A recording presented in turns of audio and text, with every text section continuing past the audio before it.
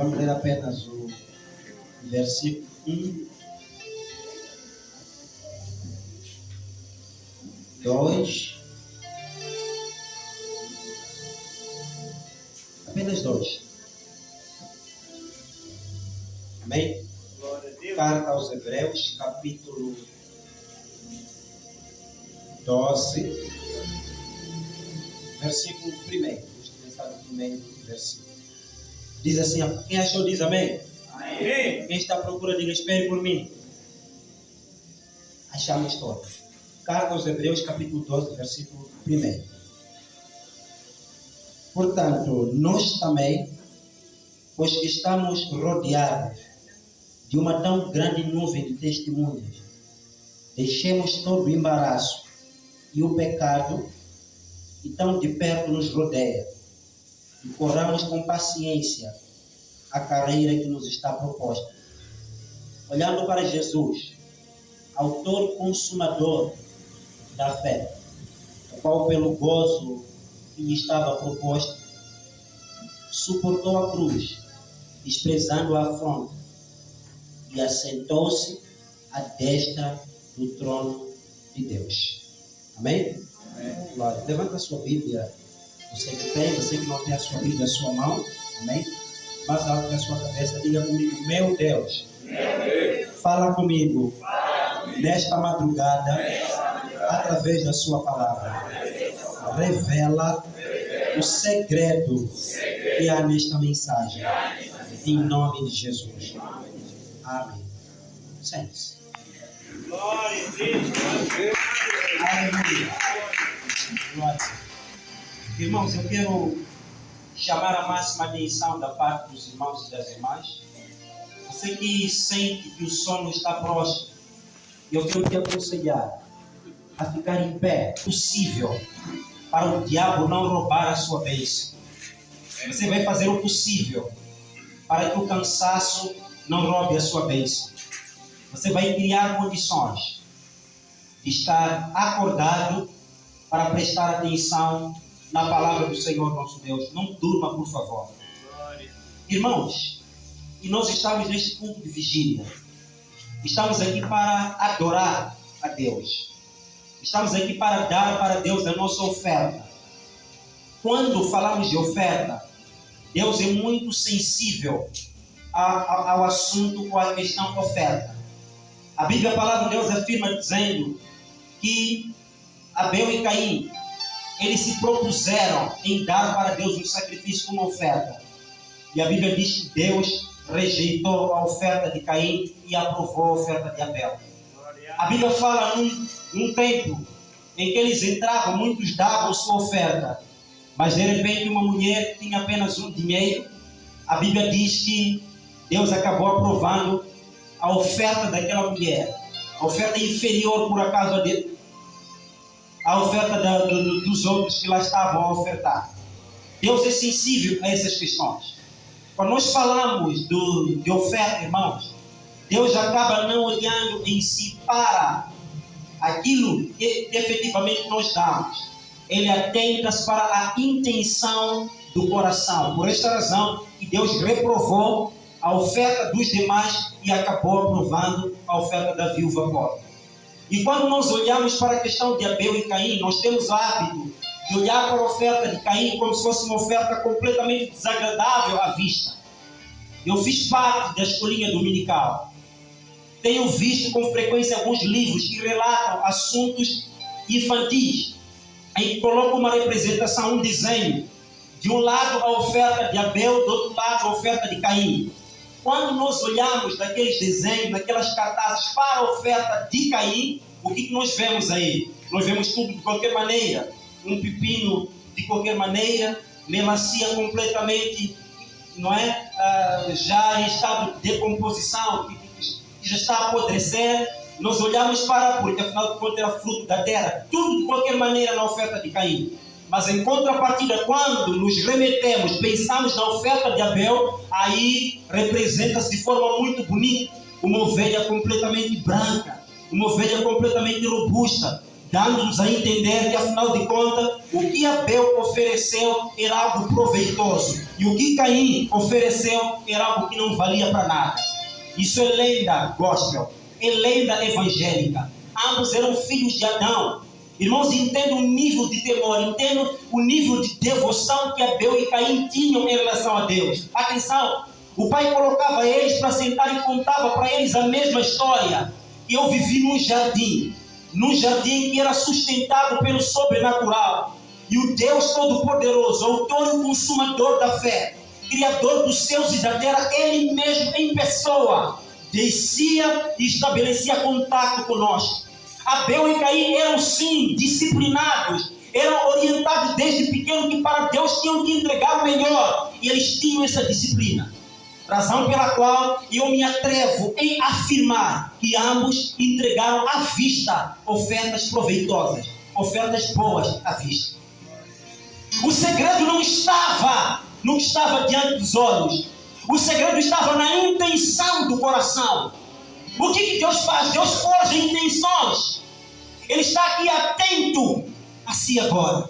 Você deixou a sua cama de dormir, deixou o seu aconchego para estar aqui. Ele não está nem um pouco encantado com esse teu gesto. Ele está se encantado com a intenção do seu coração. O que você veio aqui fazer. Como é que seu coração já está agora?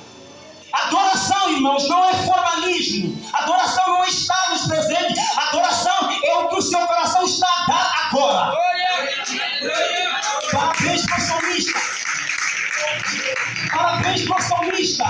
Porque ele entendeu que a adoração consiste exatamente no interior. Ele disse assim: para onde me fugirei eu do teu espírito? Porque se eu subir ao céu, eu sei que lá estás. E se eu fizer das profundezas a minha habitação, também sei que o Senhor lá está. Porque és um Deus que me sondas e me conhece. Ele está a sondar agora a intenção do seu coração. Ele quer ver se há em ti, nesta madrugada, um verdadeiro adorador. Ele quer ver se o seu coração já está a se derreter em adoração. Ele quer ver se o seu espírito já está a quebrantar-se, a chamar pela presença do Yahweh aqui nesta madrugada. E se porventura, nesse scanner, e se porventura, nessa busca, ele viajar em pleno gozo, é aí que há transformação, é aí que há renovo, é aí que há restauração. Por esta razão, irmãos, que a restauração não é para qualquer um, pastor. É normal, na mesma madrugada, fizeram o mesmo sacrifício, mas em contrapartida, assim como Abel e Caim, Deus reprova a oferta de Abel, de Caim, mas aceita a de Abel. O mesmo pode acontecer aqui. Deus pode rejeitar a adoração de um e aceitar a adoração do outro. Não tem nada a ver com o físico, não tem nada a ver com a aparência bonita, não tem nada a ver com a cor da pele, não tem nada a ver com a estatura física, não tem nada a ver com a beleza, não tem nada a ver com a altura. Tem a ver com a intenção do coração. A intenção do coração. Você pode sair sim mais renovado do que o outro aqui. Você pode sair sim mais restaurado que o outro. Você pode sair aqui cheio do Espírito Santo em relação ao outro. Vai depender da adoração que você vai dar ao Deus Todo-Poderoso. Não está na forma. Deus aprova a oferta de Abel. Por quê? Porque a intenção estava lá, estava coadunada. Havia um casamento, havia uma sintonia entre aquilo que ele estava a entregar no altar e aquilo que seu coração estava a expressar no interior. Deus está à procura.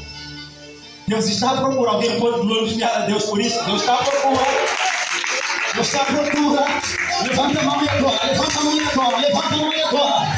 Deus está à procura. Deus está à procura. Aleluia. Aleluia. E nós estamos aqui para adorar. Estamos aqui para dar esta adoração. E Deus prepara para nós uma vigília que é esta, onde Ele quer falar conosco, onde Ele quer desembaraçar a área da nossa vida que está completamente embaraçada. Ele quer trazer restauração e renovo para o teu espírito hoje. Mas só vai receber aquele que tem o coração aberto e está preparado para receber. Nós estamos na carta aos Hebreus. Permitam-me, antes, irmãos, de entrar na palavra de Deus, falarmos um pouco da carta aos Hebreus. Mas seria pecado se falássemos da carta aos Hebreus sem antes fazermos uma resenha do próprio Novo Testamento. O Novo Testamento está dividido em partes. Permitam-me, em pouco tempo, passearmos em torno disso, só para crescer mais conhecimento. Depois voltamos para a graça. O Novo Testamento está dividido em partes. Primeiro, nós temos os chamados Evangelhos, os 4 primeiros livros: Mateus, Marcos, Lucas e João. Depois dos Evangelhos, nós temos o único livro histórico do Novo Testamento, que é o livro do Atos dos Apóstolos. E eu comparo o livro de Atos dos Apóstolos ao livro de Gênesis. Se não existisse o livro de Atos dos Apóstolos, continuaria no meu e no seu coração dúvidas insanáveis. E eu e você iríamos nos perguntar: mas como é que surgiu a igreja? Por que é que nós estamos aqui reunidos? Quem foram os primeiros? Como é que Deus encheu? Como é que Deus inspirou? Onde é que foi a primeira igreja? Como é que foi o primeiro culto de batismo do Espírito Santo? Como é que foi? Quem foram os pioneiros da fé? Quem foram as primeiras pessoas a anunciar o Evangelho? A semelhança do livro de Gênesis. O que seria de nós? O que seria da nossa vida cristã, pastor, sem o livro de Gênesis? Continuariam questões insanáveis. Nós iríamos nos perguntar 1, 2, 3, 1 milhão de vezes: como é que esse livro surgiu? Como é que o universo surgiu? Como é que é a divisão? Nós temos terra aqui, firmamento, e temos água aí. Como é que as diversidades linguísticas surgiram? Uns falam português, outros falam alemão, outros falam espanhol. Como é que isso surgiu? Sem o livro de Gênesis, nós não teríamos esclarecimento a respeito. Então, assim como o livro de Gênesis aparece para sanar as questões mais urgentes que todo e qualquer cristão ganha ao longo da caminhada, o livro de Atos dos Apóstolos, o único livro histórico do Novo Testamento, também aparece para sanar dúvidas em relação à existência da igreja aqui na Terra. Depois do livro de Atos dos Apóstolos, nós seguimos então para as cartas, as famosas cartas paulinas. Quando ouvirem falar de cartas paulinas, no final do dia, eles querem falar de cartas escritas pelo apóstolo Paulo. Paulo escreveu pelo menos 13 cartas.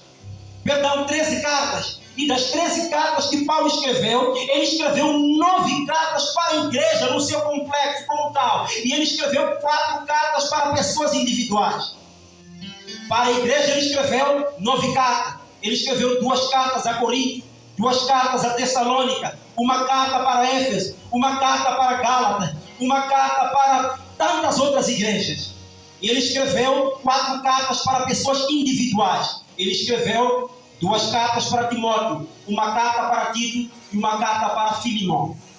Depois de passarmos então as cartas paulinas, nós temos então as próximas, as epístolas universais, as cartas universais, que não foram escritas por Paulo como tal, mas homens e mulheres inspirados. Temos lá Pedro, temos lá Judas, que o próprio Deus inspirou para escrever. E passado isso, temos o único e o último livro do Novo Testamento, que é o livro das revelações, que é o livro de Apocalipse. E nós estamos aqui nesta madrugada diante de uma das cartas, não uma das cartas paulinas, a priori, para começar. Estamos aqui a falar de uma das grandes epístolas. Nós vamos agora falar um pouco desta carta aos Hebreus. Há uma discussão infindável, uma discussão que não acaba, para se determinar a autoria da carta aos Hebreus. Quem escreveu Hebreus? Porque a 100%, de forma muito clara, nós não vemos exatamente. Mas eu posso chutar com toda a veemência quem escreveu este livro. 2 grandes autores concorrem neste livro. O primeiro é Paulo e o segundo é Apolo. Claro que Lucas também é chamado nessa disputa, mas fica-se com esses 2. Por que Apolo? Apolo porque, a semelhança de Paulo, Apolo era um homem cheio de retórica. Apolo era um homem cheio de eloquência. Apolo era um homem cheio de conhecimento bíblico, que a Bíblia chega até ao reputar que era um homem poderoso nas Escrituras. A Bíblia traz para ele esse adjetivo. Era um homem conhecedor, entendedor, pastor Marcos. Mas não faz sentido que seja Paulo. E eu chuto com toda a veemência, defendo com todas as minhas garras. E quem foi que escreveu a carta aos Hebreus é exatamente o apóstolo Paulo. Isso por quê? Porque o apóstolo Paulo era conhecido como apóstolo aos gentios. Paulo tinha sérios problemas até com os próprios discípulos que andavam com Jesus. Paulo teve sérios problemas com Pedro. Por quê? Porque Pedro, ainda que fosse um homem de Deus, ainda que andasse com Cristo, ainda que comesse o pão que as mãos do mestre amassaram, no final do dia, Pedro ainda tinha um pouco de religião dentro dele. E quando Paulo aparece, Paulo começou a combater a religião. Ele deu a entender que não se trata de grego, não se trata de romano, mas todo aquele que invocar o nome do Senhor, este será salvo. A salvação está à porta.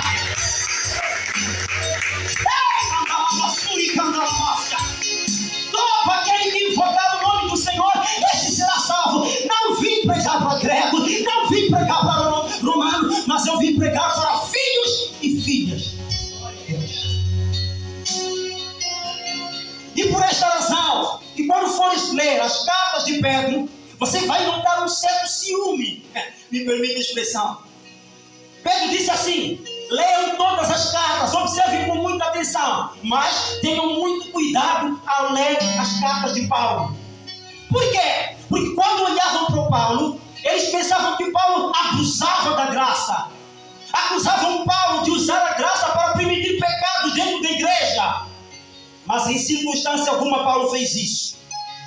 É por esta razão que eu acredito e atribuo esta autoria de Hebreus a Paulo. Isso por quê? Porque ele já era conhecido como pregador dos gentios. Vamos supor, eu digo assim, que não quero mais nada convosco. A partir de hoje, pronto, não me interessa mais a igreja da Passagem Livre, não me interessa, eu vou à minha vida. Se eu vier e quiser falar na vossa frente, certamente vocês me vão rejeitar. Você mandou-nos embora, por que vem outra vez aqui? Então eu terei que arranjar novas estratégias para me comunicar com você. Foi exatamente o que Paulo fez. Ele já era conhecido, ofendia princípios judaicos. Mas ao mesmo tempo, ele tinha de escrever uma carta para este mesmo povo judeu. É por esta razão que eu acredito aqui numa estratégia que o apóstolo Paulo teve. Qual estratégia? Estratégia de esconder o nome. Ele escreveu uma carta destinada aos judeus, ele escreveu uma carta destinada àquele povo, mas ao mesmo tempo ele sabia que se colocasse seu nome, a sua carta não teria acesso, não teria aceitação. Ele esconde o nome e manda a carta. Para você que é um bom leitor e observador, adverte que a mesma forma de prefaciar, a mesma forma de saudar, pastor, é exatamente de Paulo. Esconde o nome e manda, para mandar lá o essencial. Paulo escreve a carta aos Hebreus e manda aos irmãos. Qual era o objetivo de Paulo? Paulo tinha dois grandes objetivos por lograr na carta aos Hebreus. O primeiro objetivo era combater a religião dentro da igreja. Mais do que convencer alguém do pecado, a pior coisa que existe nesta vida é convencer alguém da religião. Porque o pecador, você prega a palavra hoje, prega amanhã, ele se arrepende e se converte. Mas a religião é complicado. Por quê? Porque o religioso, ele cria aquilo que chamamos de justiça própria. Ele acha que está sendo salvo porque merece. Ele acha que está sendo salvo porque pronto, ele faz de tudo, ora muito, jejua muito. A santidade não. A Bíblia, a palavra do Senhor já fala em Jeremias que as nossas obras para Deus são como trapos de imundícia. A Bíblia não está a falar apenas de más obras, está a falar até de boas obras. Tudo que você faz de tão bom que você olha para cima e diz: Deus, veja, eu estou orgulhoso de mim, estou a viver em santidade. A Bíblia diz que essas suas obras boas para Deus são trapos de imundícia. Você não está sendo salvo porque merece. Você não está sendo salvo porque é bonitinho. Você não está sendo salvo porque leva uma semana de oração, uma semana de jejum. Você não está sendo salvo, irmão, porque a sua saia chega até o calcanhar. Você está sendo salvo pela graça. Ei, você está sendo salvo pela graça que te alcançou, pela graça que te lavou, pela graça que te decidiu.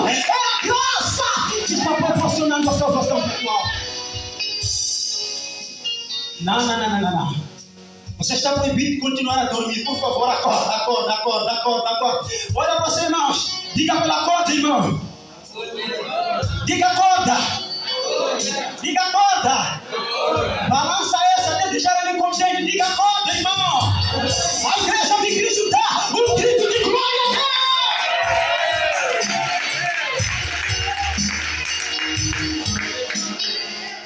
Aleluia.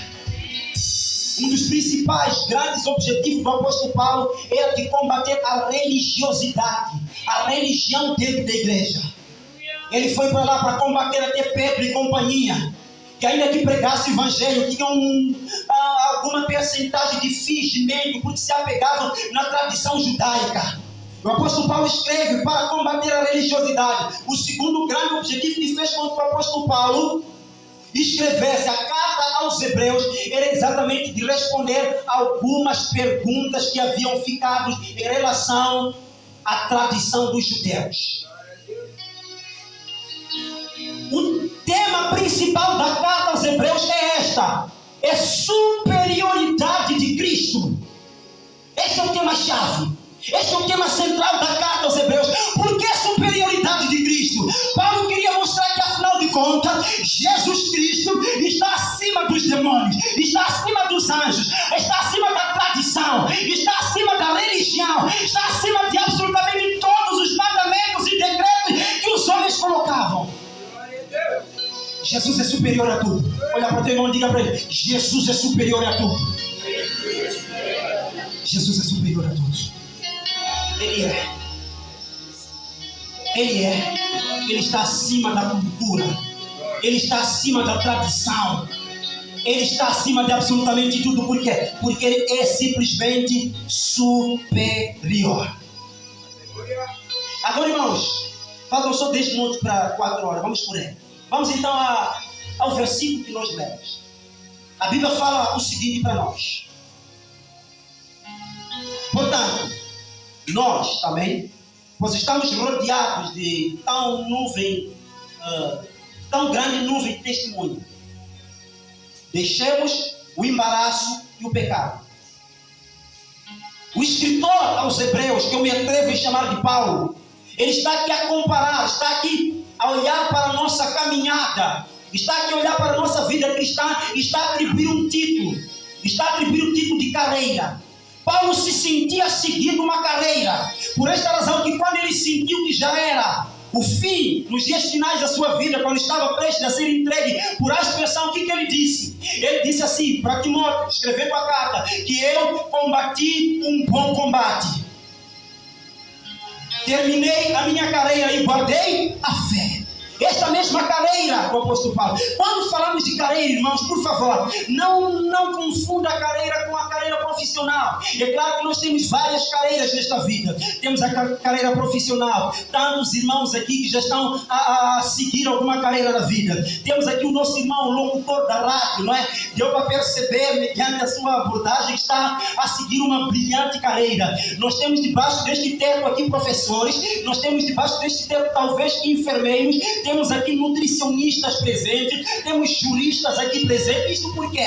Porque cada um de nós está a seguir uma carreira, mas não confundamos a carreira que o apóstolo Paulo está aqui a fazer menção, a carreira cristã com a carreira profissional. Paulo está a falar que todos nós estamos a seguir uma carreira. O que significa carreira? Carreira significa percurso.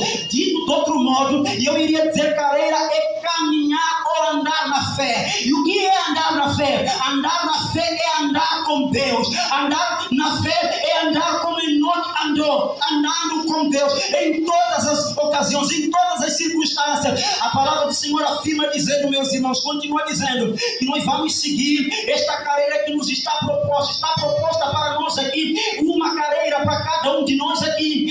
Existe naturalmente alguém que tem mais de uma carreira, tem 2, tem 3, tem 4, mas de qualquer forma, todo aquele que é cristão, que aceitou Jesus, está a seguir uma carreira. Irmãos, vamos então colocar isso numa analogia, vamos então olhar como se fosse uma corrida de estafeta, ou como se fosse mesmo uma corrida, num Jogos Olímpicos, meus irmãos. A Bíblia está dizendo que nós estamos numa corrida, estamos a levar a cabo uma carreira. Atenção, a Bíblia diz que corramos para a carreira que nos está proposta. Por que a Bíblia está falando que nós temos que correr? Nesta carreira você não faz folgado, nesta carreira você não faz de qualquer maneira, nesta carreira você não faz de forma relaxada, você tem que fazer esta carreira correndo. Por que correndo? O termo correr dá-nos a entender que o tempo está cronometrado. Você não tem todo o tempo do mundo para fazer esta carreira. É levar agora com seriedade e correr para esta mesma carreira que está proposta sobre a tua vida. Atenção, irmãos, mas ao longo desta carreira, nós estamos... Paulo aconselha, o escritor aconselha a nós deixarmos duas grandes coisas. Ele diz que vamos fazer o que é logo no versículo 1. Deixemos todo o embaraço e o pecado que tão de perto nos rodeia. Atenção, a Bíblia está falando de duas grandes coisas que impedem que nós corramos nesta carreira. A primeira coisa é embaraço e a segunda coisa é pecado. Pecado e embaraço não são as mesmas coisas. Embaraço o que é? Embaraço são pesos e pecado, sabemos nós, é tudo aquilo que desagrada a Deus. O que é peso? O que é embaraço? Embaraço ou peso não é pecado, não é, mas é tudo aquilo que nós carregamos ao longo desta carreira que Deus não mandou nós carregarmos. Aleluia. Que o embaraço pode ser um relacionamento que você entrou, mas Deus não queria que você entrasse, está impedindo que a tua carreira seja realizada com eficiência. Vamos à Bíblia para provarmos. A palavra do Senhor afirma dizendo: existia um homem de nome Abraão. Abraão estava seguindo uma carreira de Deus. Abraão estava seguindo a sua carreira aqui na terra, quando de repente a carreira de Abraão foi colocada à prova. Por quê? Porque existiam circunstâncias que estavam impedindo que a carreira de Abraão fosse feita com eficiência.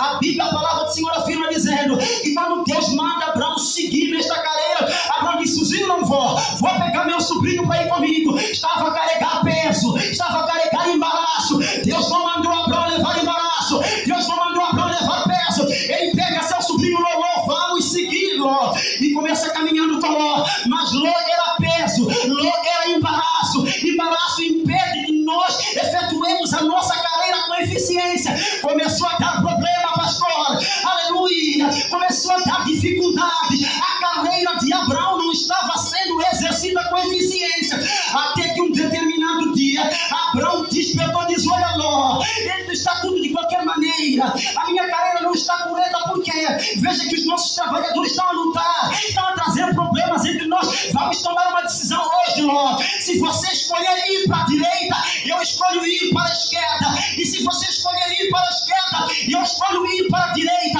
Houve uma separação naquele dia, e após aquela separação, a vida de Abraão começou a fluir para a glória do Deus Todo-Poderoso.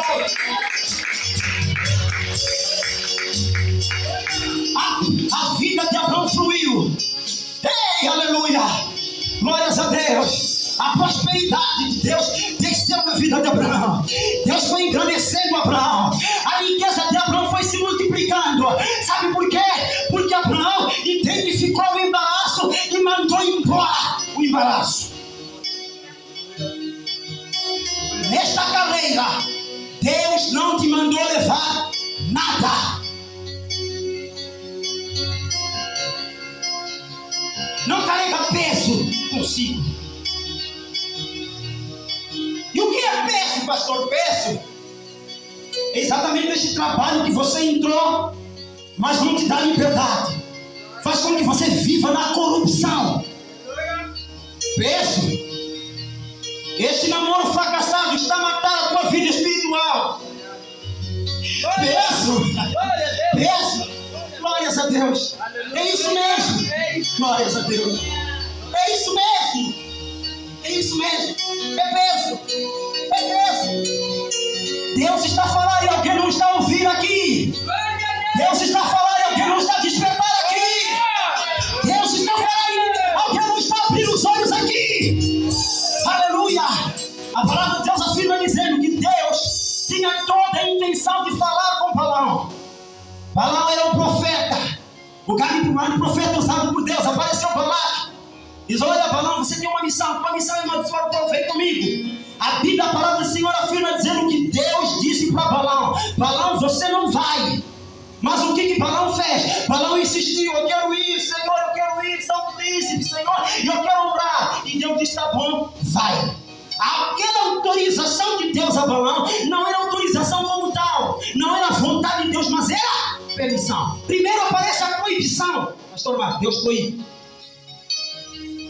Depois o homem insiste. E depois Deus permite. Temos a proibição, temos a insistência e temos a permissão. De tanto você insistir, de tanto você querer, Deus acaba permitindo. Vamos nos desembaraçar do peso. Arranque o peso. Identifique o embaraço, manda embora. Identifique o embaraço, manda embora. Identifique o embaraço, manda embora. Identifique o embaraço, manda embora. Eu posso ouvir glórias a Deus. Identifique o embaraço, manda embora. Identifique o embaraço, manda embora.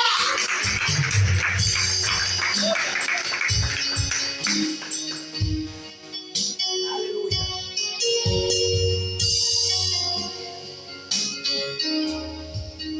A Bíblia continua a dizer: pecado já sabemos o que é. É aquilo também que impossibilita que nós cumpramos a nossa carreira. A carreira do povo de Israel, o trajeto, o percurso, quase foi comprometido por causa do peso, mas também por causa de pecado.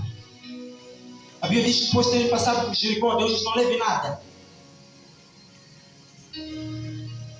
É a cama. Levou, carregou peso. E como carregou peso, o povo todo estava em pecado. Logo, a marcha, a corrida, não foi feita com eficiência. O povo sofreu e Deus despertou. Oh, vocês estão a orar o quê? É nada, mano, você mesmo. Tem pecado. Estão a carregar peso. Vocês comem 200 quilos. Espera. Daí, eles se identificaram e removeram. E Deus foi com o seu povo. Olhando para Jesus, o autor e consumador da nossa fé, nesta carreira que nós estamos, nós temos um alvo. O nosso alvo, sabe quem é? Jesus.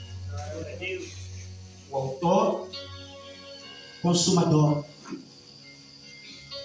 da fé. Jesus Cristo deve ser o seu foco. Eu não sei o que te trouxe na presença de Deus. Não me refiro nesta vigília. Falo ouvir na presença de Deus. Não sei o que te motivou. Se não foi Jesus Cristo de Nazaré, há algo muito errado naquilo que você chama de teu relacionamento com Deus. O teu foco, a tua essência, em primeiro lugar, deve ser Deus. Deve ser Deus. Teu foco deve ser Deus. Tudo gira em torno de Deus. Nós estamos a ver um período, pastor, em que infelizmente muita coisa já não acontece em nossa vida ou na vida de outros. Sabe por quê? Porque existem estrelas humanas a brilharem. E enquanto estrelas humanas continuarem a brilhar, enquanto estrelas humanas não se apagar, a glória de Deus não tem como brilhar. Quando centralizamos tudo no homem, não tem como a estrela brilhar. Não tem como a glória brilhar. Pois existem estrelas. Fazem tudo. Podem tudo. As passarelas de Milão. O foco é Jesus. Tudo deve ser sobre ele. Qualquer mensagem, caro pregador, eu falo isso com muita angústia. E eu levei anos. Para quem acompanha a minha trajetória de pregador, acompanhou a minha trajetória de pregador, sabe o que eu vou dizer? Assumir um ponto, qual é a intenção? Era, na verdade, fazer as pessoas pularem, gritarem e saírem para casa. O culto foi uma grande bênção. E em termos de aprendizado, absolutamente nada. Era muito barulho e pouca comunicação. Toda mensagem que não tem em vista a revelar Jesus é uma mensagem inútil. Eu não quero dizer que não se possa pregar. Prega sobre milagre, mas tendo em vista conduzir pecadores a Jesus. Fala-se de cura, mas tendo em vista conduzir pecadores a Jesus. Fala-se de prosperidade, tendo em vista conduzir pecadores a Jesus. Há uma grande prosperidade que eu declaro nas suas mãos nesta madrugada. Veja uma viatura nova, declare isso na tua vida, em nome de Jesus. Aleluia. Aleluia. Aleluia. Aleluia. 4h01. Amém? Já vamos encerrar, irmãos, amém? Eu prometi, então não vou descumprir com a palavra. Fiquem todos de pé, amém? Glória a Deus.